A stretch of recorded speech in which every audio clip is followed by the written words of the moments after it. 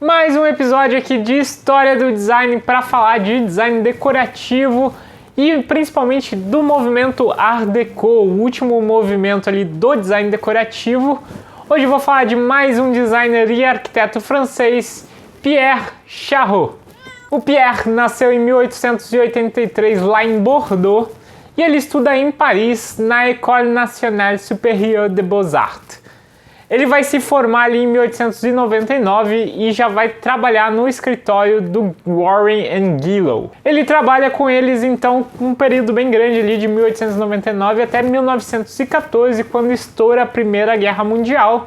E aí a sociedade vai entrar naquela confusão da guerra ali e o Pierre vai viver tudo isso. E terminando a guerra em 1919, ele vai abrir o próprio escritório de arquitetura e design. E nesse mesmo ano de fundação da empresa, ele vai aproveitar uma oportunidade ali para expor no Salão do Outono, e o trabalho dele vai ser prestigiado e reconhecido como um dos destaques. Isso acontece também no ano seguinte, e nesse período ele entra em contato com uma tecnologia que depois vai refletir lá no trabalho de mobiliário dele, que são essas portas pivotantes que giram ao redor de um eixo vertical.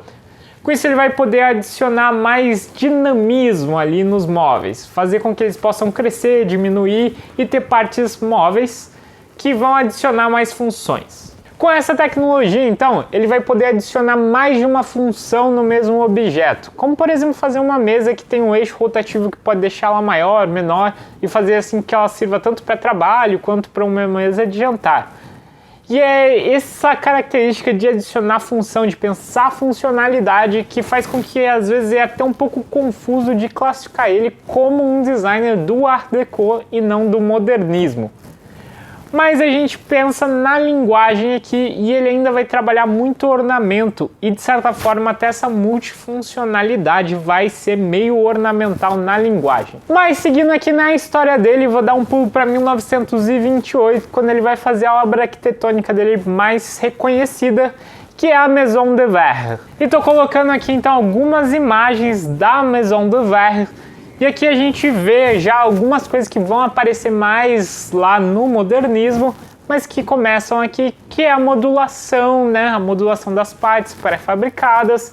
A gente consegue notar também essa integração dos ambientes, principalmente dos ambientes sociais. Ele tem todo esse piso aqui, que é o piso térreo, né? O pavimento térreo, que ele está ali fazendo essa área social, essa área integrada com a biblioteca.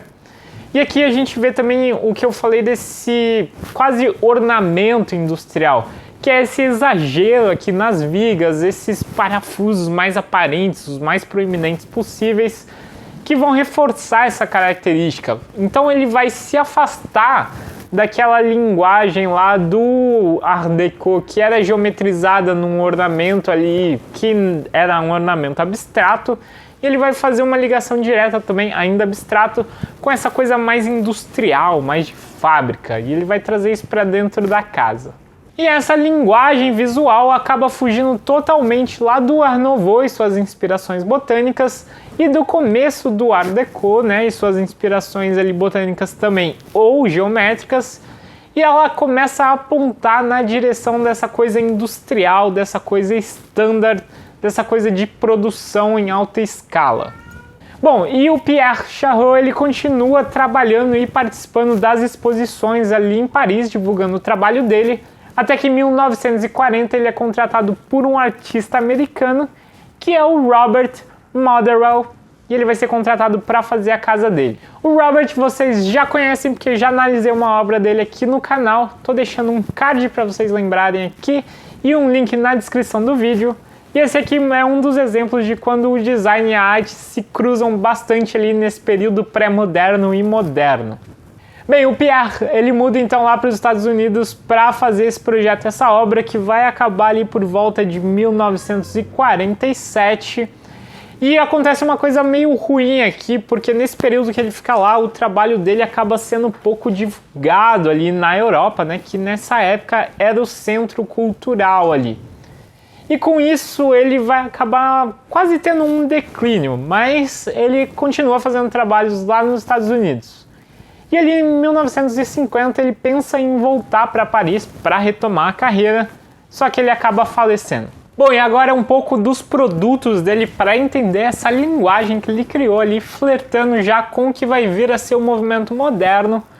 E começar aqui com os mobiliários, né, que é o nosso ponto principal nesse canal. Olhando para eles, a primeira coisa que dá para perceber claramente é que toda referência de linguagem figurativa acabou e tudo é muito geometrizado e abstrato. E também olhando bem para esse mobiliário, a gente vai ver aqui que ele começa a reduzir, simplificar essas formas abstratas geométricas para formas mais simples ali. Ele vai basear bastante no círculo, no quadrado, retângulo, nessas formas ali que vêm da matemática. Mas apesar dele estar buscando essa simplificação, né, ele adiciona aquela camada de dupla função nos objetos ou de uma função expandida, né, que seria aumentar o tamanho, aumentar a quantidade de pessoas que um objeto pode receber.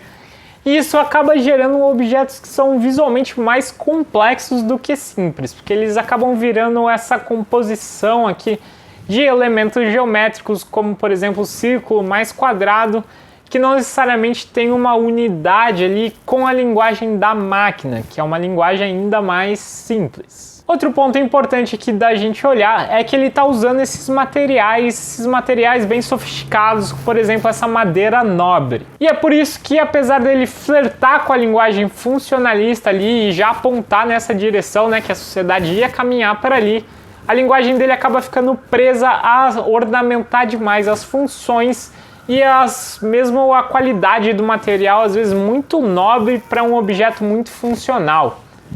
E isso acaba categorizando ele no Art Deco. E esse foi um pouco do trabalho do Pierre Charrot. Se vocês gostaram desse vídeo e quiserem acompanhar mais a história do design, se inscreve aqui no canal e aproveita a área de comentários para dizer o que vocês acharam do trabalho dele. E para quem não me conhece, chegou aqui agora, eu sou designer focado em produtos, principalmente produtos para casa. E lá no meu Instagram você pode ver um pouco do dia a dia dos desenvolvimentos que eu estou fazendo na minha marca. Então eu deixei aqui o arroba na tela e um link na descrição do vídeo, você pode me seguir lá. E a gente se vê em breve por aqui.